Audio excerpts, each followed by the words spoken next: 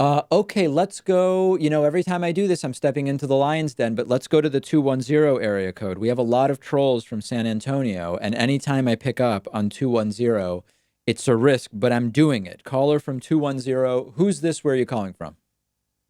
My name is Andre, and yes, I'm calling from San Antonio. Can you Hey, hear me? what's going on, Andre?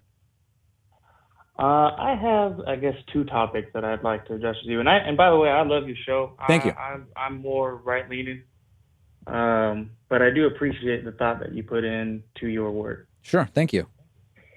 The two topics, I guess, you can choose which one you want to talk about are between immigration and I guess and healthcare. I've done quite a bit of research on both ends, and Well, I why don't would you pick like to one and get. just tell me, what your question is about it? Okay, let's go with healthcare then, because my question for you on healthcare is if you know anything about how healthcare was run in the 20s and early 1900s.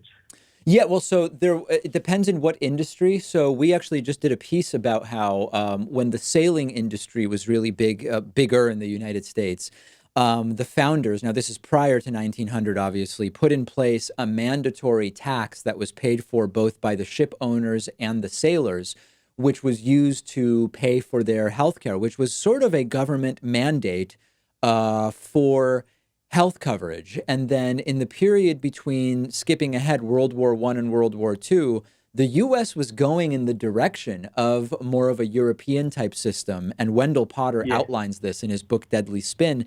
And because at a time when we weren't getting along with Germany, it sounded a little too much like what the Germans are doing. It was abandoned, and we ended up with the system that we have now, which is unfortunate from you're my correct. perspective. Yeah, no, yeah, we ended up with the worst of both worlds, to Yeah. be honest. There was a small period of time where there was a good amount of physician groups where you could pretty much localize your healthcare and have, you know, a series of different, specialties of doctors that you could pay for health insurance through them, and the You onus pay the was on doctors them for to health provide you good insurance or you healthcare. pay them for health care? I'm not fully understanding. It's for healthcare. It's directly from the doctors. There's not an intermediary Got it. like there is today. Okay. Essentially, one of the issues that I see with today's health insurance is the fact that doctors are completely unable to um, price their own service. Essentially, the insurance companies tell them how much they're going to get paid. Is that correct? Yeah, I mean it's not untrue. It's true that they are if you're mostly I mean a doctor could say we are not going to accept insurance and then they can charge whatever they want. And in fact, doctors do come up with their own book rate. Like for example, I know a lot of people who work in mental health and they will say our rate is $180 for an hour psychotherapy session. But for people who have, say, Tufts health insurance, we've agreed to accept $98 for the hour. So it's sort of their call as to whether they want to say, we're not going I to don't accept I don't think insurance. that's 100% accurate to the way health insurance is done for the majority of doctors.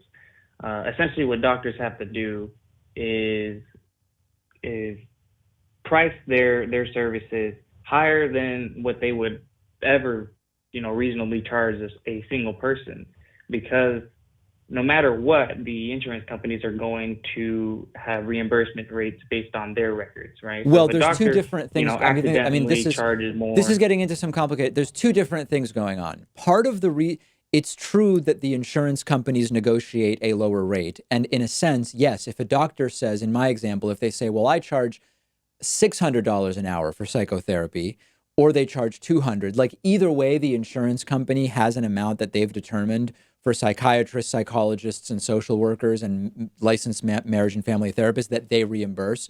So part of what you're pointing to is that in order to account for non-payment and stuff that gets written off, that's another element that pushes these sort of list prices above what any insurance company actually Yes. pays. There's many factors here.